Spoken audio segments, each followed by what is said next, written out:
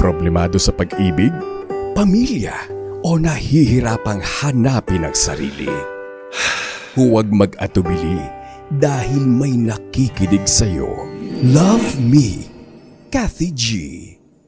Dear Kathy G, simula pagkabata ko, ramdam ko na ang iba ang pakikitungo sa akin sa loob ng bahay. Ako po si Riza, 25 years old, tubong Hagonoy, Bulacan. Bunso ako sa 4 na magkakapatid, pero imbes na ako ang inaaruga, ako ang laging inaaway, inuutusan at itinuturing na parang hindi part ng family. Para akong alila sa bahay. Araw-araw, pakiramdam ko may kailangan akong patunayan, Kathy. Kapag may gawaing bahay, ako agad ang tinatawag.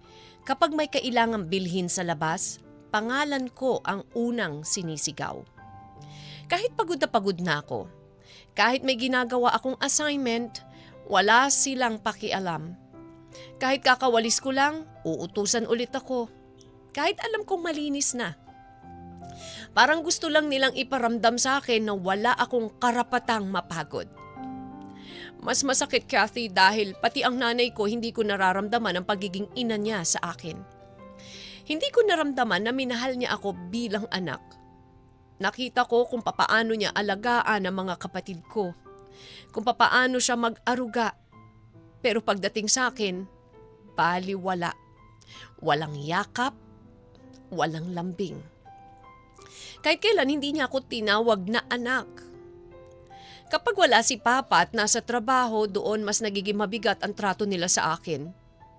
Kapag nandiyan naman si Papa, oo, masungit siya, pero mas lalong sumusobra ang pangmamaliit ng nanay ko at mga kapatid ko. Kulang na lang, duruan nila ako sa harap ko mismo, Kathy. Sinubukan kong magsumbong sa tatay ko, pero itinanggi yon ng nanay at ng mga kapatid ko. Ako pa ang lumalabas na sinungaling. Ako pa ang masama. At doon ko natutunan na minsan, kahit magsalita ka ng totoo, ikaw pa rin ang talo. Binaon ko ang lahat ng yon hanggang sa paglaki ko. Araw-araw isang tanong ang paulit-ulit sa isip ko. Kailan ko mararamdaman na mahal ako ng nanay ko? Bakit hindi niya ako kayang mahalin tulad ng pagmamahal niya sa mga kapatid ko? Hindi ba dapat kaming mga bunso ang mas malapit sa mga magulang? Bakit sa akin kabaligtaran ang nangyayari, Kathy? Tuwing birthday ko, wala akong handa mula kay mama. Walang cake, walang simpleng bate. Pero si Papa, palagi siyang nandyan. May regalo, may yaya na kumain sa labas. Noon, masaya ako. Akala ko ganun lang talaga. Pero lately, Kathy, doon naisip ko bakit tuwing birthday ko, kaming dalawa lang ni Papa ang magkasama. Bakit parang okay lang sa kanya na hindi buo ang pamilya namin? Sa bawat kain namin, doon niya ako kinakamusta. Doon niya ako pinapayuhan. Doon ko nararamdaman na may nagmamalasakit pala sa akin. Pakiramdam ko siya lang ang kakampi ko. Hanggang sa dumating ang birthday ko noong November last year, Kathy, inaya niya ulit akong kumain sa labas. Akala ko normal lang. Pero doon niya sinabi ang katotohanan. At nagulat ako sa katotohanan. Anak pala ako sa naging kabit niya noon, Kathy.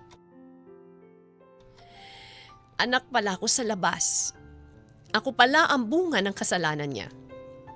Birthday ko, Kathy, birthday ko pa nalaman ang lahat-lahat. Humingi siya ng tawad. Hindi ako galit pero sobrang nagtampo ako. 25 taon akong nabuhay sa mundo. Bakit ngayon lang? Sabi ni Papa, hinintay lang daw niya ang tamang panahon. Pero Kathy, may tamang panahon ba para sabihin sa isang anak na isa siyang pagkakamali? Tinanong ko kung nasaan ang tunay kong nanay, may sarili na raw itong pamilya, masaya raw ito ngayon at hindi na sila nagkakausap pa. Doon ko tuluyang naramdaman ang sakit. Pakiramdam ko, wala akong tunay na magulang. Kathy, ang hirap. Hinintay lang daw niya ang tamang panahon. Ang sabi niya, pakiramdam ko wala akong tunay na magulang, pareho silang may pamilya. pareho akong may kahati. Ganito ba talaga kapag bunga ka ng kasalanan? Wala kang karapatang magreklamo. Wala kang karapatang masaktan at maghanap ng pagmamahal na mula sa kanila. Hindi ko ginustong mabuhay sa ganitong sitwasyon, Kathy. Minsan naisip ko kung hindi rin pala nila kayang panindigan ng responsibilidad, sana hindi na lang nila ako binuo. Masama ba akong anak dahil ganun ang nararamdaman ko?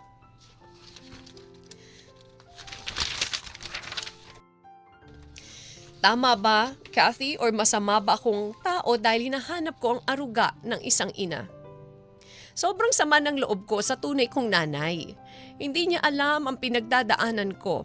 Hindi niya alam kung papaano ako minamaliit, pinapabayaan at pinalaki. Pero mas masakit isipin na baka alam niya pero pinili niya pa rin talikuran ako.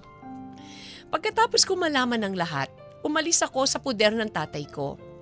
Hinayaan niya ako, siguro dahil alam niyang kaya ko na dahil graduate na ako at may sarili ng trabaho. Kaya kong mabuhay mag-isa. Umalis ako nang hindi nagpapaalam sa babaeng inakala kong tunay kong ina. Hindi na rin ako nagpaalam sa mga kapatid ko.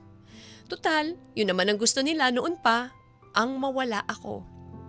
Sinubukan kong hanapin ang tunay kong nanay sa social media, Kathy, at nakita ko ang mga pictures niya.